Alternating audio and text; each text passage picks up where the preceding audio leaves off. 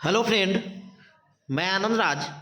आप लोग देखिए, मौलाना यूनिवर्सिटी मौलाना मजरूल हक अरबिक एंड फारसी यूनिवर्सिटी जो आपका पटना में है, उसका बीएड फर्स्ट ईयर का जो एग्ज़ाम हुआ था 22-24 सेशन का बीएड फर्स्ट ईयर का, उसका क्वेश्चन ले आया है प्रीवियस ईयर। देखिए, बीएड का प्रीवियस ईयर क्वेश्चन देखने से आपको जो जो लोग 23-25 सेशन में होंगे उनको पता चल जाएगा कौन कौन क्वेश्चन कैसे पूछता है।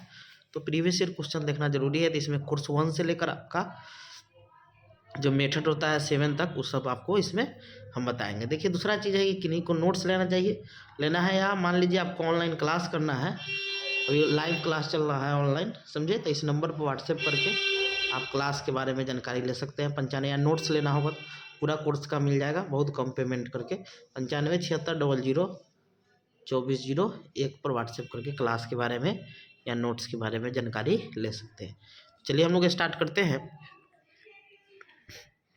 देखिए, आपका यहाँ पर देख लीजिए, बीएड फर्स्ट ईयर 101 का मतलब होता है कोर्स 1, और 2023 में एग्जाम हुआ था आपका Maulana university BEd first year question 2023 session हो गया आपका 22-24। पहला कोर्स का 80 नंबर का पेपर होता है। पहला क्वेश्चन है 5 यूनिट में, आपका 10 क्वेश्चन दिया होगा। पहला क्वेश्चन है कि कोहलबर्ग के नैतिक विकास के सिद्धांत की विवेचना कीजिए, समझ के, और एक क्वेश्चन 16 नंबर का होता है। दूसरा क्वेश्चन है कि व्यक्तिगत विकास के भौतिक और बौद्धिक आयामों के विस्तार से व्याख्या कीजिए। तीसरा क्वेश्चन है यूनिट 2 का, ये किशोरावस्था से आपका क्या तात्पर्य है, किशोरों को प्रभावित करने वाले कारकों की व्याख्या कीजिए। चौथा क्वेश्चन है कि किशोरावस्था की समस्या को हल करने के लिए एक मार्गदर्शक के रूप में शिक्षा की भूमिका बहुत महत्वपूर्ण है, इस कथन की व्याख्या कीजिए। पांचवा क्वेश्चन है यूनिट 3 का, कि सामाजिकरण के कौन से माध्यम होते हैं, बाल विकास में विद्यालय एवं समुदाय की भूमिका की विवेचना कीजिए। छठा क्वेश्चन है पालन पोषण शैलियों की अवधारणा क्या है, बाल विकास पर पालन पोषण शैलियों के प्रभाव की विवेचना कीजिए। यूनिट 4 का क्वेश्चन है व्यक्तिगत विभिन्नता की अवधारणा पर चर्चा करें, व्यक्तिगत विभिन्नता को प्रभावित करने वाले कारक कौन कौन से हैं, व्याख्या कीजिए। 8वां क्वेश्चन है निर्देशन और परामर्श से आपका क्या तात्पर्य है, इसके महत्व में आवश्यकता का वर्णन करें। आगे क्वेश्चन है 9वां क्वेश्चन है कि पहचान निर्माण से आप क्या समझते हैं, विद्यालय शिक्षक एवं छात्रों के पहचान निर्माण के स्थल के रूप में होता है, इस कथन की विवेचना कीजिए।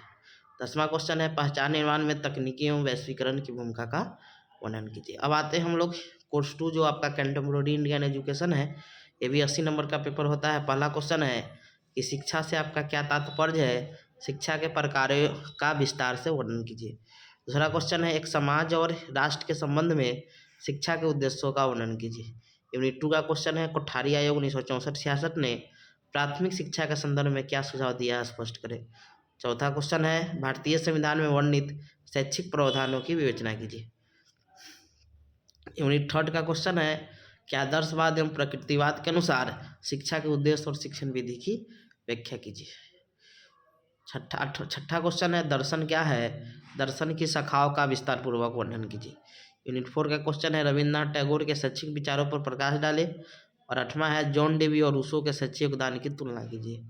यूनिट 5 का क्वेश्चन है शिक्षा के सार्वभौमिकरण से आप क्या समझते हैं, सार्वभौमिकरण नामांकन की समस्या का उल्लेख कीजिए। 10वां क्वेश्चन है कि शिक्षा के अधिकार विधेयक से आपका क्या तात्पर्य है, विस्तार से चर्चा कीजिए। अब आते हैं हम लोग कोर्स 3 आपका लर्निंग एंड टीचिंग है, तो वो यूनिट 1 का पहला, ये भी 80 नंबर का पेपर होता है, कि सीखने की प्रकृति की व्याख्या कीजिए, सीखने की प्रक्रिया में मौखिक सीखना कैसे उपयोगी है। दूसरा क्वेश्चन है कि शिक्षण के सामाजिक रचनात्मक दृष्टिकोण और इसके निहितार्थ की चर्चा कीजिए। यूनिट 2 का क्वेश्चन है बालकों को कक्षा में शिक्षक द्वारा अभिप्रेरित करने के कुछ तर्कसंगत उपायों का वर्णन कीजिए। चौथा क्वेश्चन है सीखने के अंतरण का अर्थ बताइए, सीखने के अंतरण के कुछ प्रमुख प्रकारों का वर्णन उनके शैक्षिक आशय के साथ कीजिए। यूनिट 3 का क्वेश्चन है कि शिक्षण व्यवहार के संशोधन के लिए सूक्ष्म शिक्षण पर एक निबंध लिखिए, यानी माइक्रो टीचिंग पर। छठा क्वेश्चन है कि शिक्षण का रचनात्मक दृष्टिकोण किस प्रकार शिक्षण को प्रभावी बना सकता है। यूनिट 4 का क्वेश्चन है 7 नंबर की पाठ योजना से आप क्या समझते हैं, एक शिक्षक लिए पाठ योजना क्यों आवश्यक, शिक्षक के लिए पाठ योजना क्यों आवश्यक है। 8वां क्वेश्चन है अधिगम को अच्छा बनाने के लिए एक शिक्षक कैसे अनुदेशन सामग्री की तैयारी करेगा, चर्चा करें। यूनिट 5 का क्वेश्चन है अभिकर्मित अनुदेशन क्या है, अभिकर्मित अनुदेशन के सिद्धांत की व्याख्या कीजिए। 10वां क्वेश्चन है मस्तिष्क उद्वेलन, मतलब उद्वेलन का अर्थ बताइए, मतलब नहीं ब्रेन स्ट्रोमी, इसकी विशेषताओं पर प्रकाश डालिए। अब आते हैं हम लोग कोर्स 4, जो आपका लैंग्वेज अक्रॉस द कैरिकुलम होता है। ये 40 नंबर का पेपर होता है, 2 घंटा मिलेगा, 3 क्वेश्चन लिखना होता है कि भाषा से आप क्या समझते हैं, भाषा के विभिन्न रूपों और गुणों का वर्णन कीजिए। दूसरा क्वेश्चन है कि भारत के संदर्भ में बहुभाषिता कैसे एक संसाधन है। यूनिट 2 का क्वेश्चन है 3 नंबर है गृह भाषा और विद्यालय भाषा में विस्तृत अंतर बताइए। चौथा है आपका क्वेश्चन कि ज्ञान और भाषा ज्ञान अर्जन का साधन है, कैसे भाषा अधिगम के उद्देश्यों की विवेचना कीजिए। यूनिट 3 का क्वेश्चन है कि भाषा के विकास के लिए NP 1986 एवं POA 1992 के संतुति को बताएं। छठा क्वेश्चन है कि भाषा शिक्षा के संदर्भ में राष्ट्रीय पाठ्यक्रम रूपरेखा 2005 क्या व्याख्या करती है। अब आते हैं हम लोग course 5 understanding discipline and subject है। तो इसका पहला क्वेश्चन है डिसिप्लिन या इसी को शैक्षिक अनुसार ज्ञान अनुशासन में बोलते हैं कि डिसिप्लिन की प्रकृतियों प्रकारों का वर्णन कीजिए। दार्शनिक परिप्रेक्ष्य से डिसिप्लिन के अभिभाव के संबंध में व्याख्या कीजिए। दूसरा क्वेश्चन है शैक्षिक अध्ययन विषय के अर्थ से आप क्या करें, एकेडमिक डिसिप्लिन, इसकी विशेषताओं का वर्णन करें। तीसरा क्वेश्चन है विशेष आधिपत्य से यानी मास्टरी ओवर सब्जेक्ट के बारे में बोल रहा है, यह विषय होगा। विषय आधिपत्य से आप क्या समझते हैं, किसी विषय के संप्रेषण के लिए प्रभावी तरीके का वर्णन करें।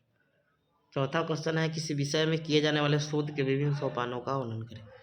यूनिट 3 का क्वेश्चन है अंतर विषय विषय से आप क्या समझते हैं, अंतर विषय विषयों के उद्देश्य की व्याख्या कीजिए। छठा क्वेश्चन है आप जिस विषय का चयन किया उसका उद्देश्य क्या है, क्या इस विषय का संबंध अन्य विषयों से है, स्पष्ट करें।